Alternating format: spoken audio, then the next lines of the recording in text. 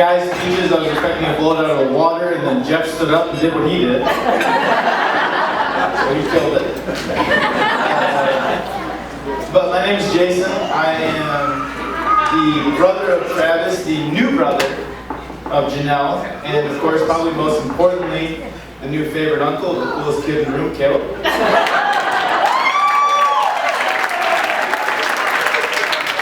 Sorry, I'm the new favorite uncle. I need to first address those of you out there who were able to attend my beautiful sister's wedding. You all had the great pleasure of hearing my dear brother and I give probably the greatest wedding speech in history.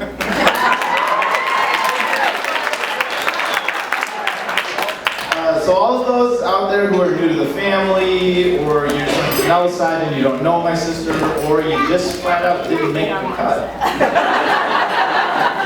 you really missed out. People are still talking about it, but so the reason I bring that up is because when you give a speech like that, it's really tough to top it.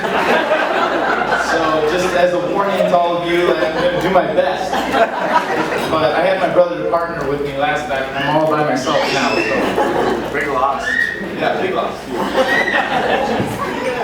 So all of that aside, I'm going to give you a brief history of my relationship with these two. And then I'll probably find some way to tie it all together in the end, I don't know. So note that a few things in here are meant just for the bride and the groom, so if you find yourself not understanding some of the terms that I say, take comfort in the fact that nobody else around you knows what the heck I'm talking about. Okay, so can everyone hear me? Yes. Because this is a really great speech. And I don't want to hear about people like, oh, he was mumbling. And I hope you're not already sick of me because I haven't even gotten to the speech yet. So here we go. Okay. And I'm probably going to cry, so no pictures. So, my first real memories of my brother and I, you probably saw the pictures, are of he and I when I was probably 2 or 3 years old, sitting in the brown chair watching cartoons on Saturday mornings, just non-stop, carefree laughter. And it was just, seriously, some of the warmest memories of my life. Now my next clear memory was a few years after that when I was mad at him for some reason and I was swinging a baseball bat. And I just decided to plant one right into his lower back. And like it was good that I was the youngest because I got to play the youngest card. So like, oh, it was bad hand-eye coordination. Pay attention. So I got to play the accident card on that one, and it was all good. Let's fast forward to a few years after that when we our relationship took a turn for the better, and pretty much the instant that Travis went to college, he and I became basically best friends. And I thought it was because it was the year that I became a freshman in high school, which by default made me the coolest kid around. But Travis, he didn't need the friends. He was a big bad college baseball player. He got all the attention that any guy could ask for. And so when he finally asked me to like come for a visit, and I was old enough to let my mom, for my mom to let me go and drive up there, I was super excited. So it was a landmark trip, and Travis, well, he gave me my first beer, which was actually a cider.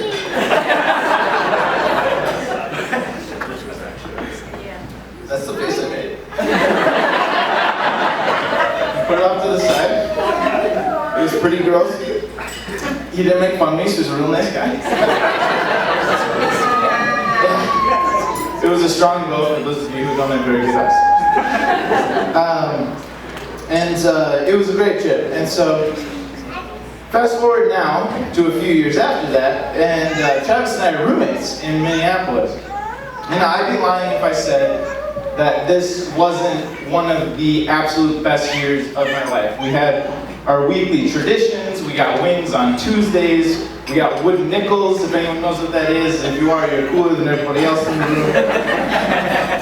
We cooked, this is one of those things where I said the terms that you wouldn't understand. We cooked Tristan fried rice, we hosted pro retreats, we did Grand Prix, we played softball, we put together puzzles, we played cribbage, we played Pfeffer. I watched him play Tetris, he watched me pay the bills. It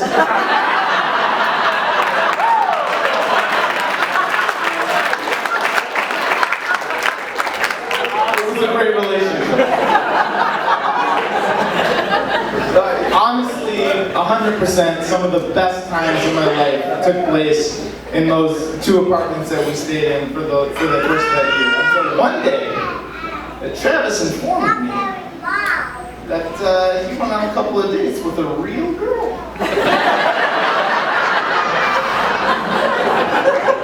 Let's be honest, that wasn't really anything new. But the one thing that was new was that metaphorical twinkle in his eye. And the next thing that I knew, I was seeing considerably less and less of my best friend. Now things get interesting here, because it's like clockwork how when 2 people are meant for each other, as their relationship grows, I, as the outsider, as the roommate, the brother, the best friend, felt like I was losing my best friend.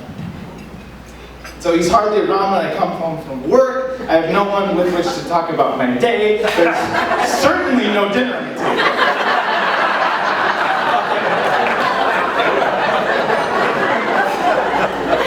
But, given the natural progression of things, Travis started bringing Janel around a bit more. And hey, she's pretty cool.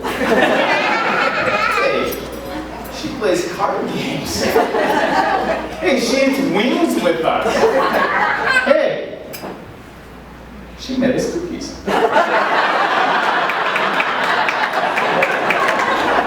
Hey, Chad, she's a lot closer to my age than yours.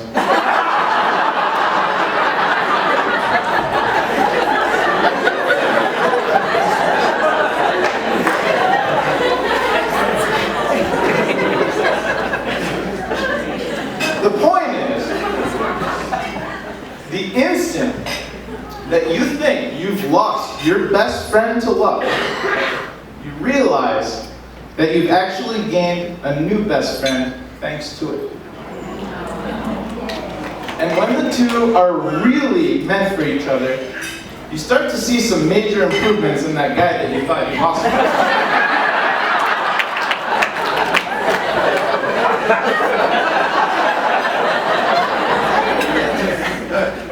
Because of this woman, my brother has grown more professionally in his faith and as an incredibly well-rounded adult in the last year and a half than he did in the previous decade, which are the most defining years in a man's life. And this is not meant in any way to claim that my brother was a little slow to get his crap together.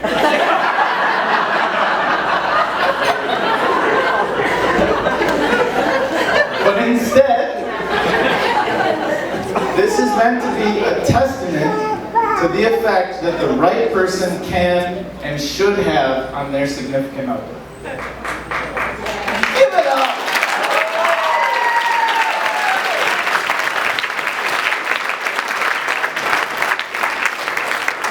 Now, I was fortunate enough to witness this transformation firsthand and likely with much more exposure to the before and after than anyone.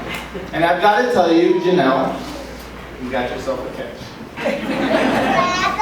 So finally the big day came, and Travis decided to pop the question. And so Travis asked Ben and I to prepare the scene for him to propose. He asked me to take pictures of the event. And he asked Ben first, which I'm actually still really upset about. But I'll let it slide because it's your big day, not mine. But actually, that night I lost my lens cap for a really nice lens, and so there'll be an invoice in your honeymoon suite. But as far as I'm concerned, from the moment that you said yes, Janel, you truly became part of the family. And I cannot be happier and more blessed to very formally welcome my new sister to the Reichers. So everyone, please raise your glasses to two of the best friends that anyone can ask for. Cheers.